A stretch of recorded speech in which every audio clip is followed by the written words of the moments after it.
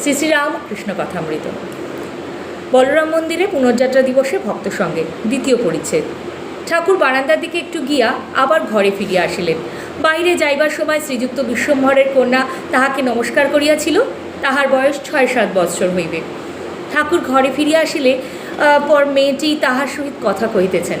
তাহার সঙ্গে আরও 2-1টি সমবয়স্ক ছেলে মেয়ে আছে। বিশ্বম্ভরের কন্যা: আমি তোমায় নমস্কার করলুম, দেখলে না? শ্রীরামকৃষ্ণ: কই, দেখি নাই। কন্যা: তবে দাঁড়াও, আবার নমস্কার করি। দাঁড়াও, এই পাটা করি।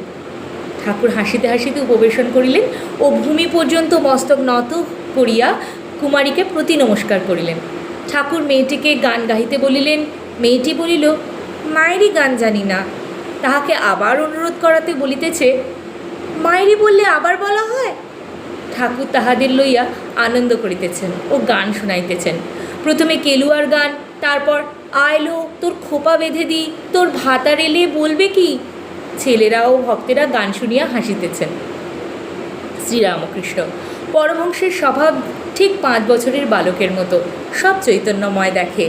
যখন আমি ও দেশে, রামলালের ভাই তখন 4-5 বছর বয়স, পুকুরের ধারে ফড়িং ধরতে যাচ্ছে, পাতা নড়ছে আর পাতা শব্দে পাছে হয়, পাতার শব্দ পাছে হয়, তাই পাতাকে বলছে, চপ, আমি ফড়িং ধরবো। ঝড় বৃষ্টি হচ্ছে, আমার সঙ্গে ঘরের ভিতরে সে আছে। বিদ্যুৎ চমকাচ্ছে, তবুও দ্বার খুলে খুলে বাইরে যেতে চায়। বকার পর আর বাইরে গেল না। উকি মেরে মেরে একবার দেখছে বিদ্যুৎ আর বলছে খুঁড়ো, আবার চকমকি ঠুকছে। পরমহংস বালকের ন্যায়, আত্মপর নাই, ঐহিক সম্বন্ধের আঁট নাই। রামলালের ভাই একদিন বলছে, তুমি খুঁড়ো না পিষে।